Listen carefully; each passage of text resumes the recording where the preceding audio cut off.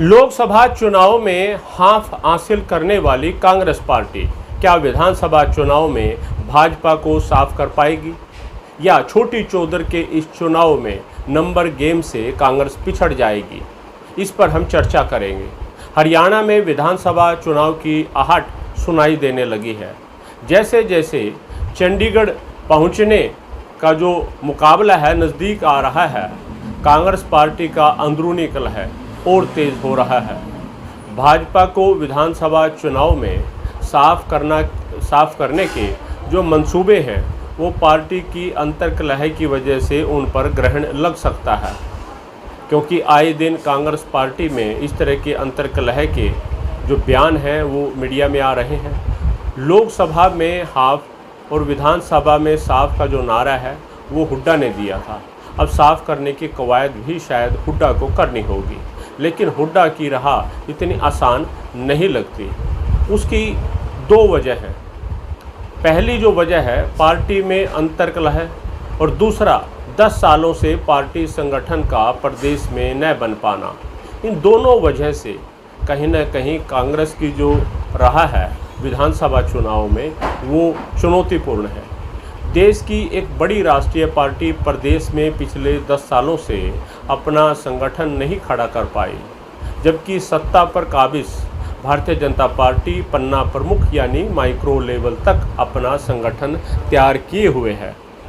चुनाव में प्रत्याशी जो है वो पार्टी की बात को जन जन तक पहुंचाने के लिए कार्यकर्ताओं की जो बड़ी फौज है उस पर निर्भर रहते हैं। अगर संगठन का ढांचा नहीं है तो कार्यकर्ता कहीं न कहीं दिशाहीन नज़र आता है।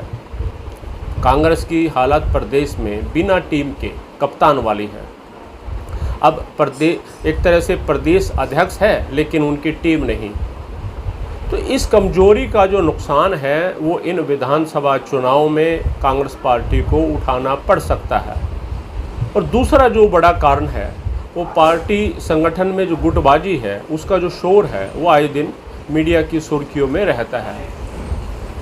लोकसभा चुनाव से पहले 3 बड़े नेताओं ने हरियाणा में एक बड़े धड़े के रूप में अपनी जनसभाएं शुरू की थी। मीडिया ने इस धड़े को SRK ग्रुप का नाम भी दिया था। हालांकि अब इस SRK ग्रुप में बिखराव दिखाई देने लगा है। लोकसभा चुनाव के बाद SRK की जो बड़ी नेता हैं किरण चौधरी, वो एक तरह से मुखर होकर हुड्डा खेमे पर लगातार सीधे वार कर रही है। किरण चौधरी ने लोकसभा चुनाव के बीच में अपनी अनदेखी, अपनी बेइज्जती महसूस होने के जो बयान दिए थे उसका एक संदेश पूरी भिवानी लोकसभा में गया, और जनता ने जो एक तरह से भिवानी की जनता ने जो बंसीलाल का गढ़ माना जाता है उसने इस संदेश को पढ़ा, और उसका जो नतीजा ये हुआ कि भिवानी मेंदरगढ़ लोकसभा से जो कांग्रेस पार्टी के प्रत्याशी थे राव दान सिंह, जो कि हुड्डा खेमे से हैं, वो हार गए और भारतीय जनता पार्टी भिवानी से जीत गई। इन दोनों की तकरार राव दान सिंह की और किरण चौधरी की, जिस वक्त राहुल गांधी उनका प्रचार करने पहुंचे थे तो स्टेज पर भी दोनों की तकरार दिखी थी। और इसके साथ साथ कुमारी शैलजा ने भी लोकसभा चुनाव में टिकट वितरण को लेकर सवाल उठाए थे। उन्होंने कहा कि अगर 10 की 10 टिकटें सही वितरण होती तो कांग्रेस पार्टी जो है 10 की 10 सीटें हरियाणा में जीत सकती थी। और इन सब के बीच SRK के एक और बड़े चेहरा रणदीप सुरजेवाला, वो कहीं ना कहीं लोकसभा चुनाव के बाद SRK का जो ग्रुप है उसे बिखर करके एक तरह से कहीं ना कहीं तटस्थ दिखाई दे रहे हैं। इन बयानों से कहीं ना कहीं बच रहे हैं।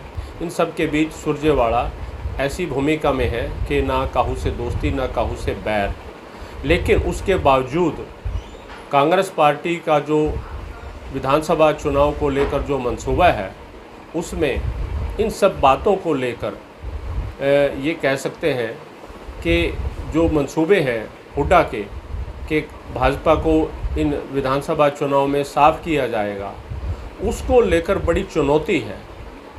हुड्डा को अपनी जो टीम है उसको मजबूत रखना होगा, और जिस तरह से उन्होंने लोकसभा चुनाव में टिकटें अपनी मर्जी से या ये कहें हुड्डा गुट की एक तरह से मर्जी से बटी हैं, अगर वो 0 से 5 पहुँचे हैं तो यही संदेश कहीं ना कहीं वो कांग्रेस हाईकमान को देंगे कि 0 से 5 हरियाणा प्रदेश में वो कांग्रेस पार्टी को लेकर के आए हैं।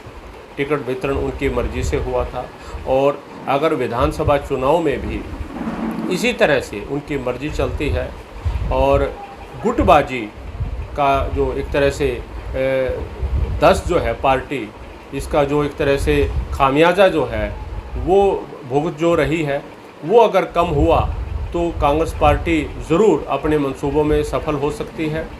लेकिन इन सब बातों के बीच हरियाणा विधानसभा का जो चुनाव है वो कांग्रेस पार्टी के लिए एक चुनौती है। साफ तौर पर ये ना समझा जाए कि लोकसभा चुनाव में उन्होंने अच्छा प्रदर्शन किया, 5 सीटें लेकर के आई 0 से, और विधानसभा में भी कहीं ना कहीं हाफ हो लेकर के आएंगे। इस बात में कहीं ना कहीं दम इसलिए ज़्यादा दिखाई नहीं देता क्योंकि कांग्रेस पार्टी के सामने कई चुनौतियां हैं और भाजपा भी अभी आधे में खड़ी है, चाहे लोकसभा चुनाव में हो चाहे विधानसभा में हो। क्योंकि अगर 46 विधानसभा सीटों पर अगर कांग्रेस पार्टी आगे है लोकसभा चुनाव में, तो 43 पर भाजपा भी है। तो भाजपा को फिलहाल कमज़ोर समझने की गलती कांग्रेस पार्टी ना करे। हरियाणा की हर राजनीतिक खबर के विश्लेषण के लिए हमारे चैनल जनमत हरियाणा को लाइक, शेयर और सब्सक्राइब करना ना भूलें।